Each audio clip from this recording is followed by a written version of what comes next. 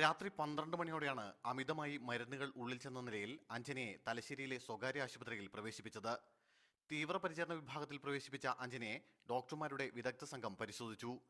Jail മോചിതയായി വീട്ടിലെത്തിയ അഞ്ജന മാനസികമായി ഏറെ തകർന്ന നിലയിലായിരുന്നുവെന്ന് സഹോദരിമാർ പറയുന്നു. രാത്രി 11:30ഓടെയാണ് അമിത അളവിൽ മരുന്നുകൾ ഉള്ളിൽ ചെന്ന അഞ്ജനയെ അവശനിലയിൽ വീട്ടുകാർ കണ്ടത്. തുടർന്ന് ബന്ധുക്കളും സഹോദരിമാരും ചേർന്ന് യുവതിയെ ആശുപത്രിയിൽ എത്തിക്കുകയായിരുന്നു. ഒരിക്കലും പ്രതീക്ഷിക്കാത്തൊരു കാര്യം നമ്മളെ ജീവിതത്തിലേക്ക് വരുമ്പോൾ നമ്മൾ അങ്ങേയറ്റം തരം താഴ്ത്തിയിട്ടാണ് സംസാരിക്കുന്നത്. CPM നമുക്ക് ഈ CPMകാരോട് ഒരു പ്രശ്നവും ഇല്ല. നമ്മൾ അവരോടൊരു ദ്രോഹത്തിന് പോയിട്ടുമില്ല.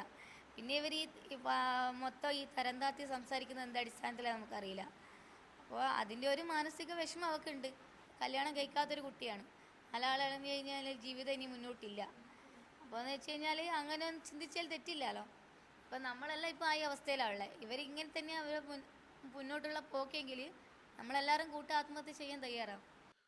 ഒരു സ്വകാര്യ ടെലിവിഷൻ ചാനലിന്റെ ചർച്ചയിൽ സഹോദരിമാരെക്കുറിച്ച് ഒരു CPM നേതാവ് അവമതിപ്പുണ്ടാക്കുന്ന രീതിയിൽ സംസാരിച്ചതും സോഷ്യൽ മീഡിയയിലൂടെ കുടുംബത്തിന് നേരെയുണ്ടായ മോശമായ പ്രചാരണവുമാണ് അഞ്ജന ആത്മഹത്യക്ക് ശ്രമിച്ചതിന്റെ കാരണമെന്ന് സഹോദരി പറയുന്നു.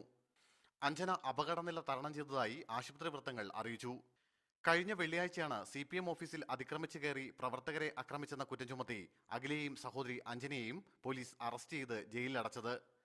തുടർന്ന് ഇന്നലെ ഇരുവരും കോടതി ജാമ്യം അനുവദിച്ചതിനെ തുടർന്ന് ജയിൽ മോചിതരായിരുന്നു. തലശ്ശേരി കുട്ടിമാക്കൂലിലെ കോൺഗ്രസ് നേതാവ് കുനിയിൽ രാജന്റെ മക്കളാണ് അഖിലയും അഞ്ജനയും. സുനിൽ ഐസക്, മീഡിയ 1, കണ്ണൂർ.